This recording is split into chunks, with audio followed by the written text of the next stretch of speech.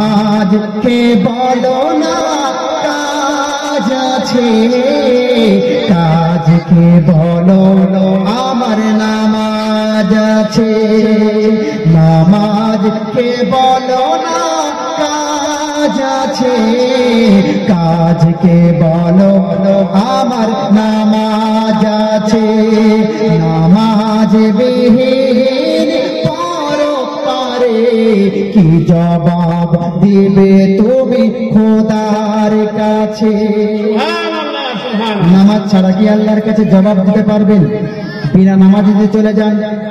নামাজকে বলো না কাজ আছে, কাজকে বলো আমার নামাজ আছে।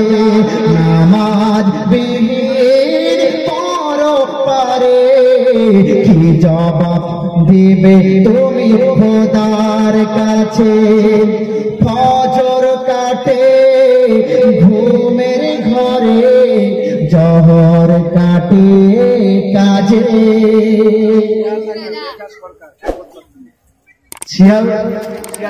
শিয়ালডাঙ্গার রেজা সরকার এক বস্তা সিমেন্ট দিয়েছে, এক বস্তা সিমেন্ট। সুবহানাল্লাহ, আল্লাহ তার দানকে কবুল করুন, আমিন সুবহান আমিন। একবার মহাব্বত বলুন সুবহানাল্লাহ। ফজর কাটে ঘুমের ঘরে, জহর কাটে কাজে। সুবহানাল্লাহ বলবেন না? সুবহানাল্লাহ। ঘুম লেগে গেছে? একবার হাত খাড়া করেন, বলুন সুবহানাল্লাহ। ফজর কাটে ঘুমের ঘরে, জহর কাটে কাজে। আসর কাটে খেলায় ধুলায়, মাঝেরিব মাঝে মাঝে।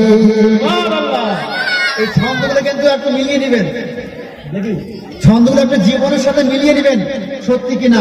আমাদের তো এমনিতে ঘুমের ঘরে কেটে যায়, ফজরের কোনো উদ্দেশ্য নাই। জহরে বিভিন্ন কাজে আমরা লিপ্ত, কিন্তু আমাদের নামাজের করে উদ্দেশ্য নাই। আসল টাইমতে এমনিতে চায়ের দোকান আর বাজার ঘাটে ঘোরাঘুরি, আমাদের কোনো নামাজের কোনো খেয়াল খবর নেই। খুবই সুন্দর ভাষা বলছেন, একবার নবীর মোহাম্মদ বলুন সুবহানাল্লাহ। ফজর কাটে ঘুমের ঘরে, জহর কাটে কাজে। আসর কাটে খেলায় দোলায়, মাগরিব মাঝে মাঝে।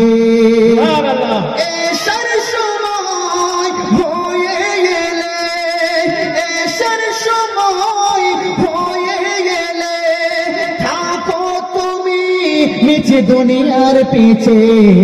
নামাজকে বলো না কাজ আছে, কাজকে বলো আমার নামাজ আছে। নামাজকে বলো না কাজ আছে, কাজকে বলো আমার নামাজ আছে। নামাজ বিহীন পরপারে কি জবাব দিবে তুমি খোদার কাছে? নামাজ বিহীন, নামাজ বিহীন পরপারে কি জবাব দিবে তুমি খোদার কাছে?